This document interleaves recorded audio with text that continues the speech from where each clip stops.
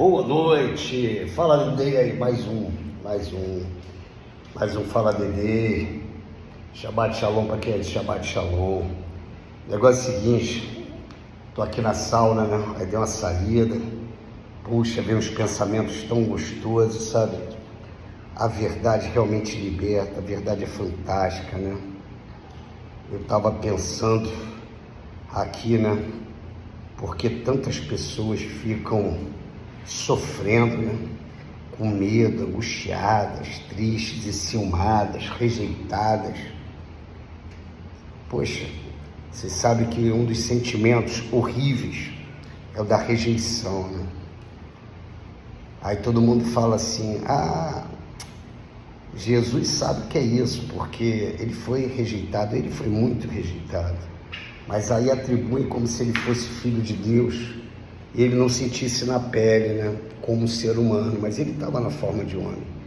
E se eu for olhar a Bíblia, tem várias passagens que vários homens que amavam a Deus e amam a Deus, melhor dizendo, estão vivos, ainda que morra a gente viverá que está em Cristo, mas eles foram rejeitados, sabe? Jeremias foi muito rejeitado por todos, aliás, por Jerusalém toda rejeitou, o Israel de Deus rejeitou e foram escravos para a Babilônia. E nele estava a verdade, nele estava Cristo, nele estava o Pai, o Espírito Santo. E aí eu percebo como é que tudo é distorcido, né? Vocês veem como são as coisas. Poxa, se eu estou nesse mundo, existem umas palavras de Jesus que às vezes tem pessoas que se confundem. Por isso que é importante ter o discernimento do todo, do contexto. E o contexto que eu digo é de Gênesis e Apocalipse. Não pode ser só até do livro às vezes, só de um texto às vezes. Porque o Senhor, ele diz assim, o mundo jaz no maligno. Aí outra passagem ele diz assim, no mundo tereis aflições e tribulações. Então, quando ele se refere a esse mundo secular, ele se refere ao mundo que caiu. E quando o homem ele tem aflições, tribulações, ele lida com as coisas que trazem sofrimento, é porque o homem também está caído. O homem caiu e o mundo caiu. Está tudo caído. Aí o que acontece? Aí vem o Senhor falando assim, mas eu venci o mundo. Aí ele fala, né, uma coisa que eu acho que eu não sei se muita gente para meditar.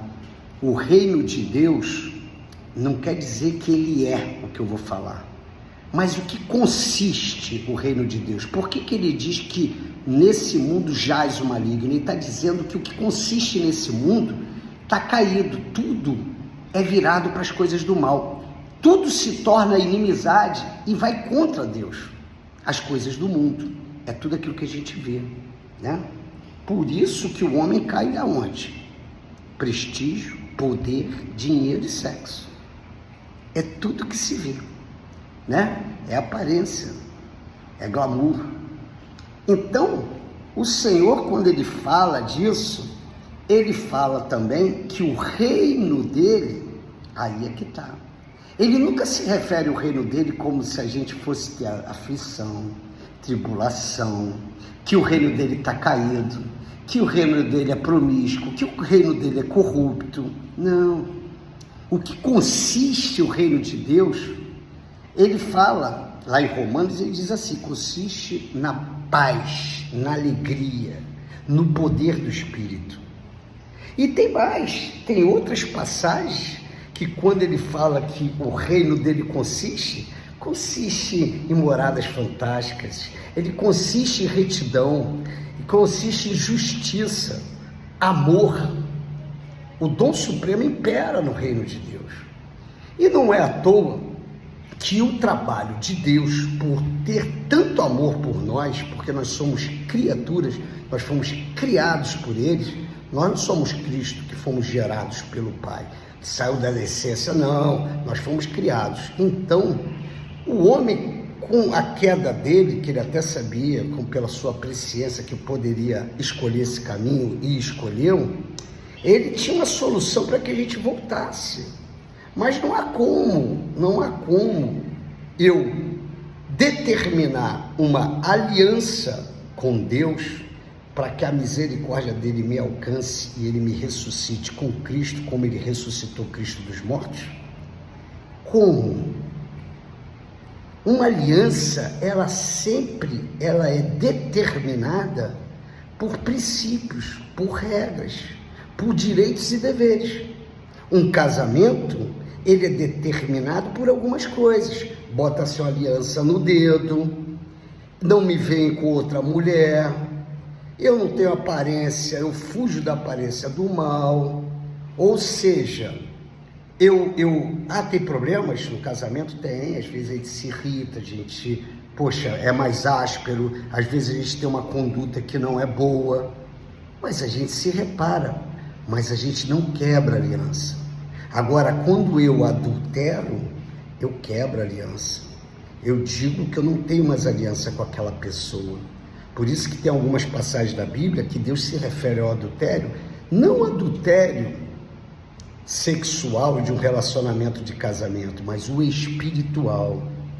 Então, quando eu adoro outros deuses, quando eu me dobro diante de uma imagem, quando eu busco o homem, vocês sabem que lá em Ezequiel tem uma palavra muito dura, que Deus diz que bota o espírito de mentira na boca dos profetas, ou seja, eles têm certeza que estão profetizando por Deus, porque Deus colocou um espírito para ele profetizar. Só que Deus colocou um espírito de mentira para ele profetizar mentira. E tanto aquele que foi querer escutar aquela mentira, porque ele queria escutar aquela mentira, então ele foi atrás do homem para ter resposta, porque ele queria escutar para ele. E Deus colocou um espírito de mentira, e todos os dois mostram que não tem aliança com Deus.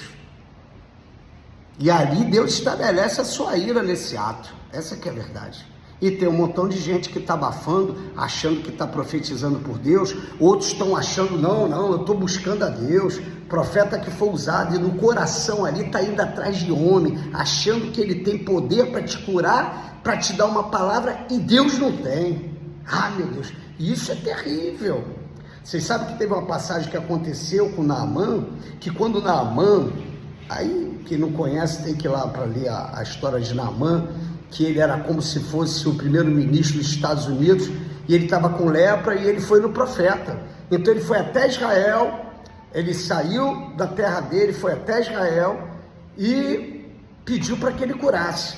Ele mandou um recado pelo moço dele, o profeta não foi nem lá vê-lo, e tinha comitivas. Vocês imaginam o Trump chegando na casa de um profeta, imagina, aquele carro dele blindado, cheio de gente, todo mundo, por seguranças e cheio de presentes para dar para ele, para que ele cure ele. Ele não foi nem atender o cara. E o moço dele foi. Mas acontece que ele, quando mandou ele mergulhar 7 vezes, simplesmente no Jordão, ele considerou uma afronta pelos rios que tinha na cidade dele, achando que aquilo é um rio de nada. Ele não está entendendo que era Deus operando. Mas acabou que convenceram ele, ele foi lá e mergulhou e ficou curado. E quando ele quis voltar, ele já voltou outro homem, quebrantado, vendo que o poder era de Deus. Até nele, ele não colocou mais Naamã, o profeta que era Eliseu, como o curador dele, ou o rei dele. Não, ele ofereceu presentes para ele, e Eliseu falou, não quero.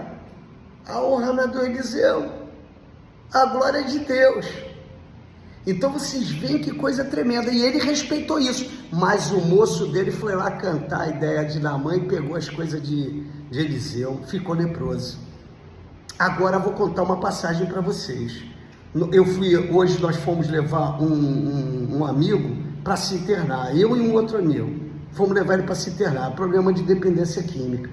E na hora, eu estava conversando com ele, eu falei assim, vocês imaginem, para eu e ele levarmos eles, nós deixamos o trabalho, nós gastamos gasolina, Poxa, tem todo um custo pagão para ter que pagar lá a clínica. Aí o que acontece? Se eu e ele fazemos isso sozinho na surdina, nos lugares onde a gente conhece, se sabem disso, vão dizer o quê? Ih, o Vanderlei cheio de amor, o Ivan cheio de amor, pô, como os caras são dedicados, pô, os caras são de Deus, vai lá, tal. Quer dizer, a glória já veio pra gente. Miseráveis homens. Ah, meu Deus, olha lá como é que eu tô. Dei até uma tinta na cabeça. 60 anos, já não tem mais vício. O homem exterior se corrompendo por causa do pecado. E como é que eu vou ter glória? Como é que eu vou ter palma para mim? Aí sabe o que é que eu contei para ele? Cara, eu botei lá num grupo cheio de gente, dizendo que a gente ia fazer isso. E que cada um ajudasse. A gente não precisava do dinheiro deles, mas a verdade é que todos aqueles que contribuíram fizeram parte e levaram esse cara para lá. Nós não podemos tirar onda dizendo que a gente bancou tudo. Sabe o que eu estou querendo dizer com isso? Que a gente tem que se proteger de queimar gordura para a gente. Olha que eu falei do profeta de Ezequiel, eu não posso ter para mim. Nós temos que reconhecer que Deus é que é Deus. E uma outra coisa é na hora que a gente contribui, na hora que eu tenho uma congregação que está aberta, recebendo drogados, prostitutas, pessoas angustiadas, deprimidas, e aí tem um montão de gente para falar que o líder rouba, que tem igreja que faz isso, faz aquilo, pode até ter, vai todo mundo se entender com Deus, mas a verdade é que a obra está de porta aberta.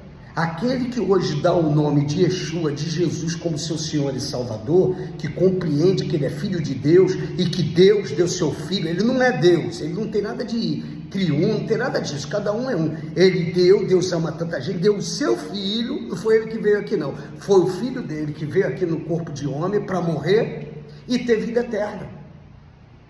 Para ele morrer, ressuscitar e aquele que crê nele ter vida com ele, vida eterna, porque ele não está mais morto. Então esse que crê nele, cara, tem que entender que foi através dessas pessoas que estão ministrando Deus. Eu pude ter a oportunidade de perguntar para o cara que ia se internar na hora que ele estava orando.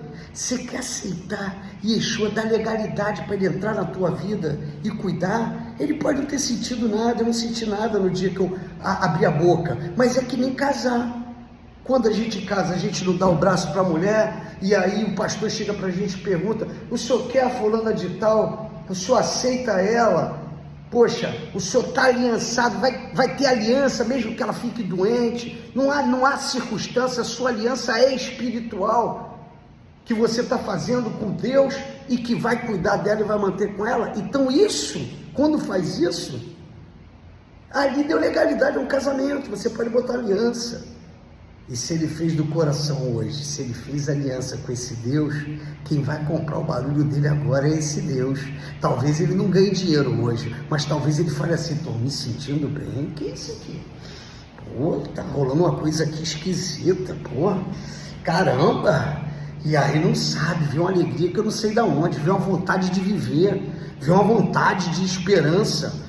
Só que pode dar isso, é Hashem, é Yeshua, é o Rokadosh, é o Espírito Santo de Deus. Olha só, pessoal, o negócio é o seguinte, é tremendo isso. Isso desmonta qualquer glória. E na hora que eu falei isso para esse meu amigo que estava do lado, que a gente estava voltando, ele falou, Vanderlei, é verdade. Eu falei, meu irmão, por isso que a gente deu a honra, porque os outros pudessem participar nesse trabalho de levar a mensagem.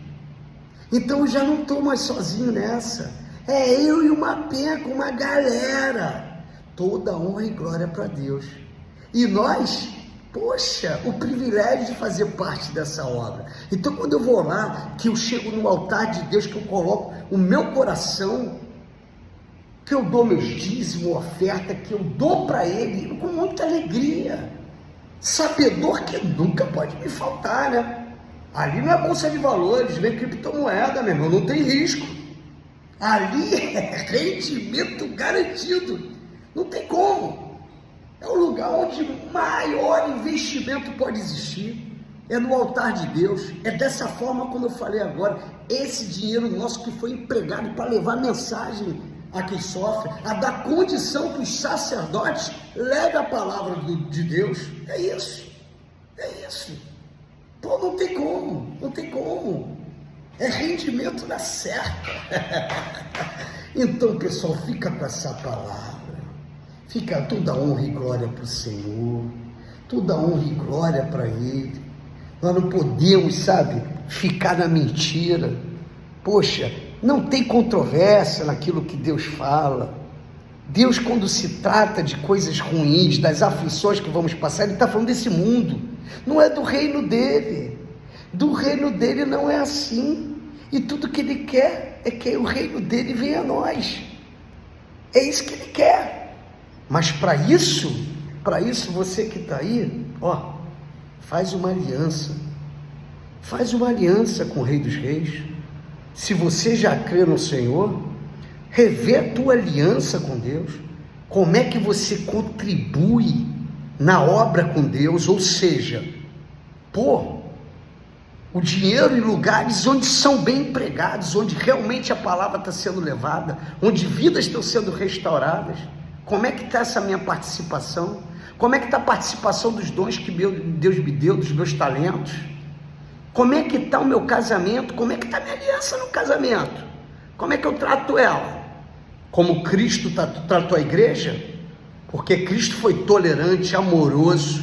Ele disse, eu vim para os que estão doentes, para os cansados, oprimidos, sobrecarregados. E aí? A gente como esposo está para a nossa esposa quando está oprimida, sobrecarregada? Com o nosso irmão que está a suportar em amor, aos nossos filhos sem aborrecer, animá-los? Então, revê tudo, revê o teu trabalho. Tu está honrando o teu trabalho, mostrando compromisso com ele? Tem que estar. Se liga nisso, faz isso que a tua vida vai dar uma acertada. É isso aí. Fica na paz, Shabbat Shalom.